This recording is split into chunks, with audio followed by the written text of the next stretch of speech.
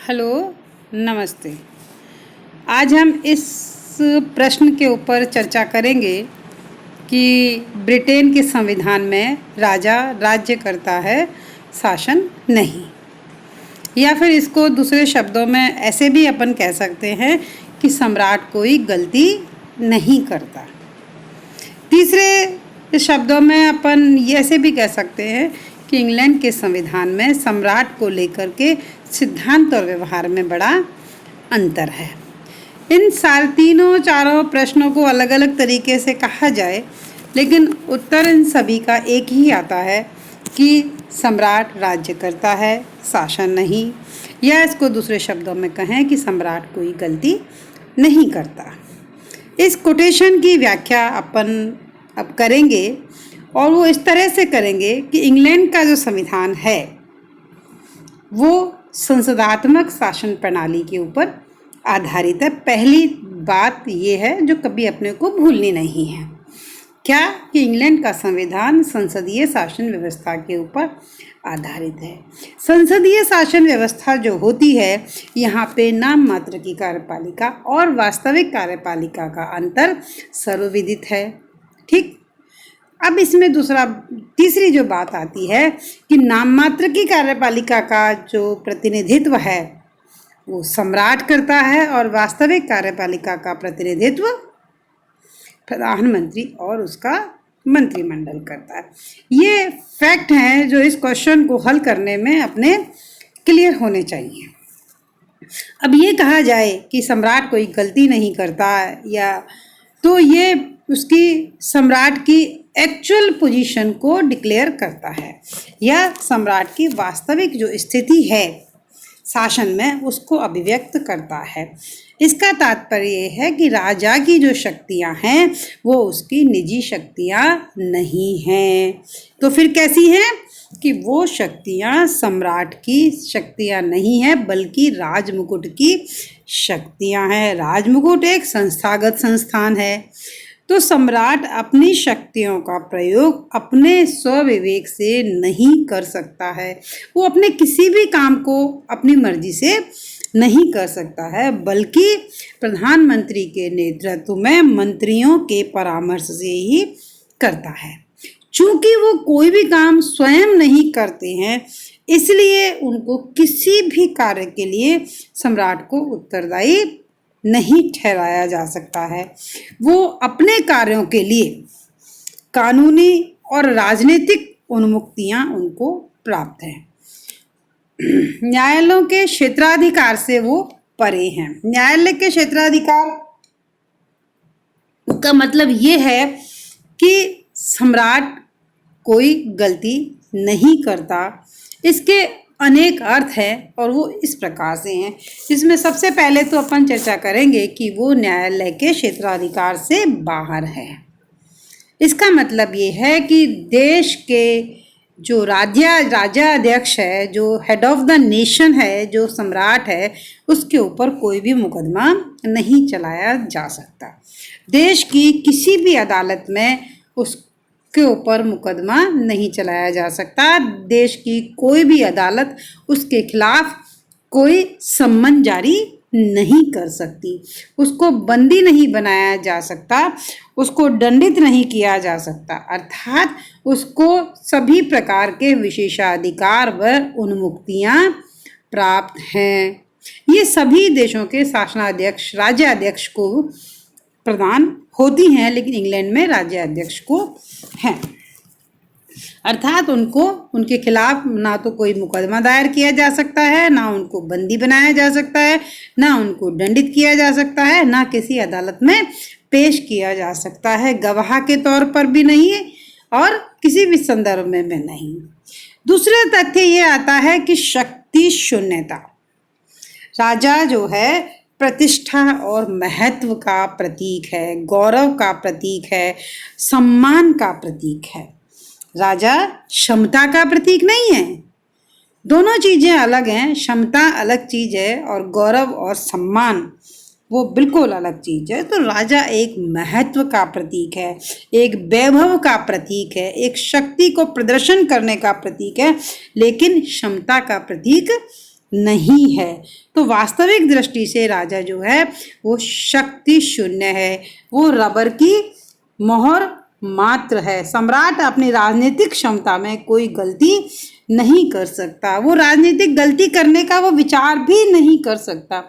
तो उनके बारे में ये कहा जाता है, बेजहार्ट ने उनको एक बार ऐसा कहा कि यदि दोनों सदन एक मत होकर के ये आदेश निकाल दें कि ये राजा की मृत्यु के आदेश हैं, तो भी उसको राजा को उसके ऊपर हस्ताक्षर करने पड़ेंगे। तो इस वजह से ये कहा जाता है कि राजा जो है वो रबर की मोहर है, अर्थात व्यवहार में राजा कोई काम नहीं करते, क्योंकि सम्राट ना तो कोई मूर्खतापूर्ण बातें करते हैं और ना ही कोई बुद्धिमानी की बात करते हैं, क्योंकि उनकी अपनी कोई बात होती ही नहीं है। तीसरा पॉइंट ये है कि मंत्रिमंडलीय परामर्श पर शक्तियों का प्रयोग, अर्थात राजा के प्रत्येक कार्य के लिए जो मंत्री, संबंधित मंत्री है, वो जिम्मेदार होता है। ब्रिटेन में मंत्रिमंडल ही वास्तविक सम्राट है। इसका मतलब ये है कि कोई भी मंत्री ये कहकर कि ये राजा ने करने को कहा था, या अपने किसी भी कानूनी या गैर कानूनी या किसी भी कार्य के वो राजमुकुट का आश्रय नहीं ले सकता।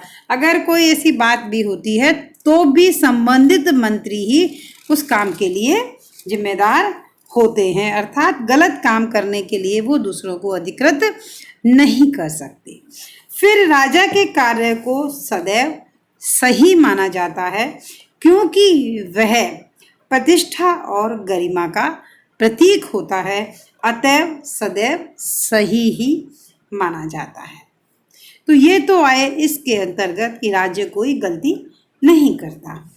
दूसरा प्रश्न ये है कि राजा एक स्वर्णिम शून्य है। स्वर्णिम शून्य का मतलब ये होता है कि वह वैधानिक व्यवस्था में सक्रिय रूप से भाग नहीं लेता है। वह नाम मात्र का शासक है और प्रतिष्ठा का प्रतीक है। सत्ता का प्रतीक नहीं है, वो वैभव का प्रतीक है, वो प्रतिष्ठा का प्रतीक है। वो सक्रिय राजनीति में उसकी कोई हिस्सेदारी नहीं होती है। राजा राज्य करता है, शासन नहीं करता। राज्य और शासन में अंतर है। राज्य का प्रमुख है सम्राट और शासन का प्रमुख प्रधानमंत्री होता है। इसका मतलब ये है कि सम्राट सार्वजनिक कार्यों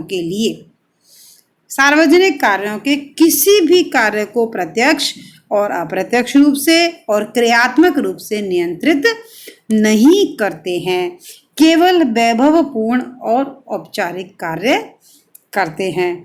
वैभवपूर्ण औपचारिक कार्य करने का मतलब ये होता है कि भाई पुरस्कार वितरण का काम करना, सम्मान समारोह करना, प्रोग्रामों की अध्यक्षता करना, इस तरह के जो कार्य होते हैं वो इनको करने होते हैं। बाकी शासन का काम, नीति निर्धारण का काम, नीति निर्माण का काम, नीतियों को लागू करने का काम, ये सारे शासन जो है व्यवहारिक रूप से मंत्रिमंडल ही करता है। सम्राट को शासना राज्याध्यक्ष होने के कारण कुछ विशेषाधिकार भी मिलते हैं, जो अमूमन सभी शासन व्यवस्थाओं में राज्याध्यक्ष को मिले हुए होते हैं। सबसे पहला तो चूंकि संसदात्मक शासन व्यवस्था है ब्रिटेन में, तो इसलिए प्रधानमंत्री व मंत्रिमंडल के चयन का विशेषाधिकार है। लोक सदन में बहुमत प्राप्त राजनीतिक दल के नेता को प्रधानमंत्री पद के लिए आमंत्रित किया जाता है और फिर प्रधानमंत्री को शपथ दिलाने के बाद में उसके सहयोग से वो अपने और सहयोगियों को गठित करता है। तो मंत्रिमंडल को एक गठन का अधिकार सम्राट का होता है। द्वितीय सदन यानी लॉर्ड सभा में लॉर्ड बनाने का विशेषाधिकार भी सम्राट को होता है। लोक सदन के विघटन करने का विशेषाधिकार होता है, हालांकि ये प्रधानमंत्री के सलाह पर ही किया जाता है। विधेयक को वीटो करने का अधिकार भी होता है, लेकिन ये सारे अधिकार विशेषाधिकार सैद्धांतिक हैं। वास्तविक रूप से इनका प्रयोग प्रधानमंत्री के नेतृत्व में मंत्रिमंडल के द्वारा किया जाता है। ये सब कुछ संसदीय शासन व्यवस्था के ऊपर आधारित है, इसलिए इन चीज़ों को समझा जा सकता है। सम्राट शासन को प्रभावित कर सकता है।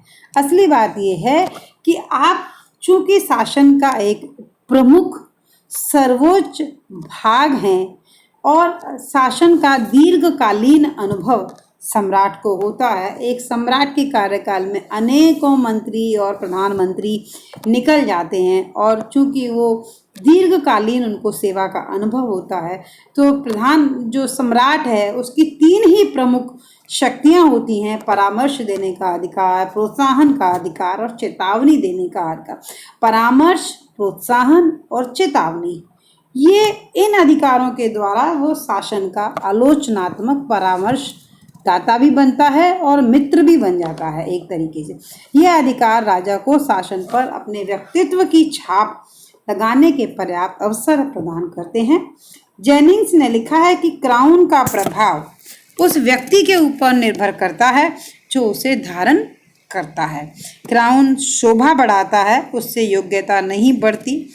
इस प्रकार ये कहा जा सकता है कि यद्यपि राजा शक्तिहीन है, व्यवहारिक रूप के उसके पास में शक्तियां नहीं हैं, फिर भी अनेक परिस्थितियों में उसके द्वारा अपने दीर्घकालीन प्रभाव का उपयोग किया जाता है, क्योंकि सम्राट जो होता है उसको लंबा राजकीय अनुभव होता है और उसका व्यक्तित्व एक आम व्यक्तित्व से ऊपर महान व्यक्तित्व होता है। और अमूमन जितने भी ब्रिटेन के सम्राट रहे हैं या हैं, वो एक उच्च व्यक्तित्व के धनी रहे हैं और शासन व्यवस्था को प्रभावित किया है।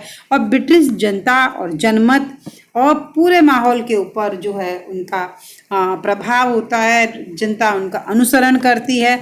तो वो अगर किसी को सलाह भी देते हैं, प्रोत्साहन भी देते हैं, चेतावनी भी देते हैं, तो उनकी इन तीनों बातों को वहाँ का जो सम्राट, जो शासन व्यवस्था है, सभी लोग हैं, गंभीरतापूर्वक लेते हैं। उनका प्रभाव है, इस बात से इनकार नहीं किया जा सकता। इसलिए ये कहा जा सकता है, ये कथन सत्य है कि सम्राट राज्य करता है, शासन नहीं, या सम्राट कोई गलती नहीं कर सकता। धन्यवाद।